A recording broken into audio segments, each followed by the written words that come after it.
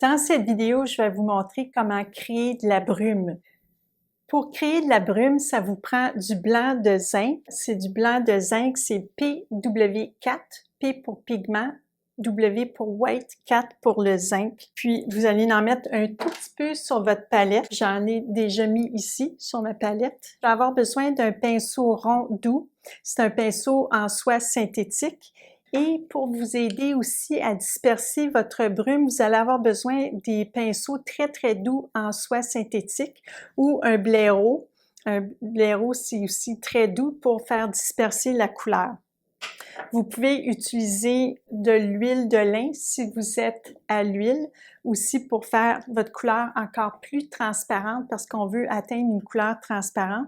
Si vous êtes à l'acrylique, vous pouvez utiliser un petit peu d'eau ou un fluidifiant, un médium à l'acrylique fluidifiant. Je vais aller graduellement, je vais rajouter un petit peu de blanc puis à la fois et je vais graduellement en rajouter plus.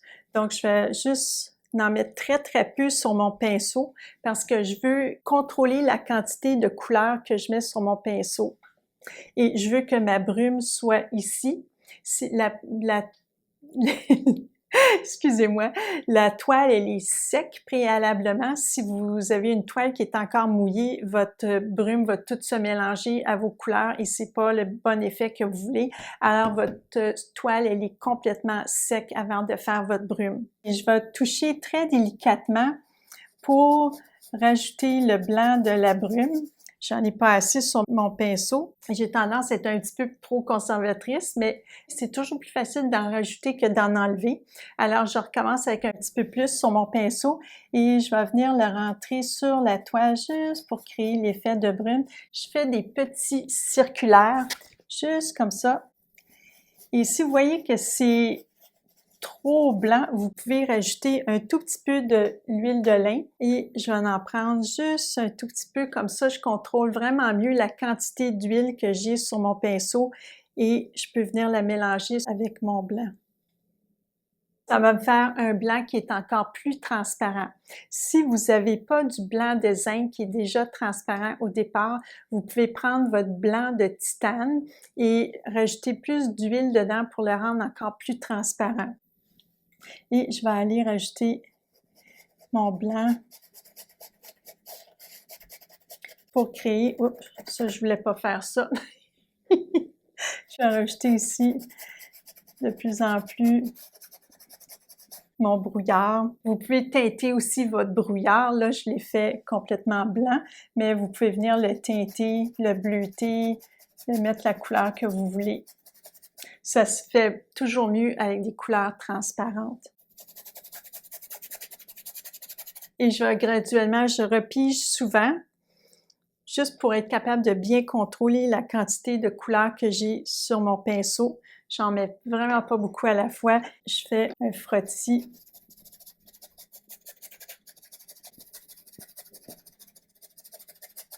Pour créer le brouillard que je veux créer dans mon paysage.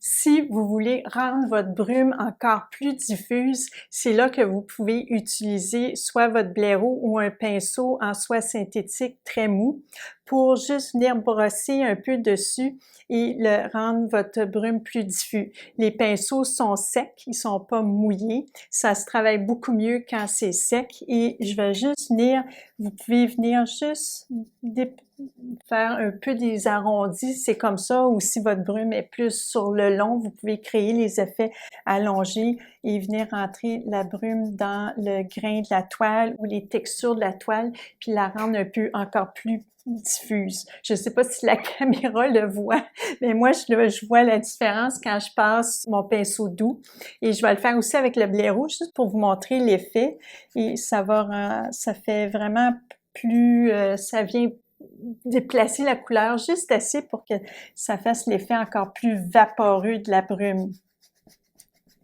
C'est sûr qu'il faut faire ça pendant que la peinture, elle n'est pas encore sèche. Donc, quand vous êtes à l'acrylique, il faut travailler très vite et quand vous êtes à l'huile, bien, vous avez le temps de vraiment travailler votre peinture pour la rendre plus diffuse.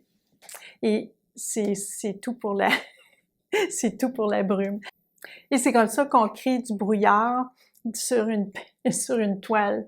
J'espère que vous avez aimé cette vidéo. Si vous avez aimé, faites un j'aime et abonnez-vous à ma chaîne, ça me fait énormément plaisir. Si vous voulez en savoir plus sur nos cours de peinture, je vous invite à visiter notre site web.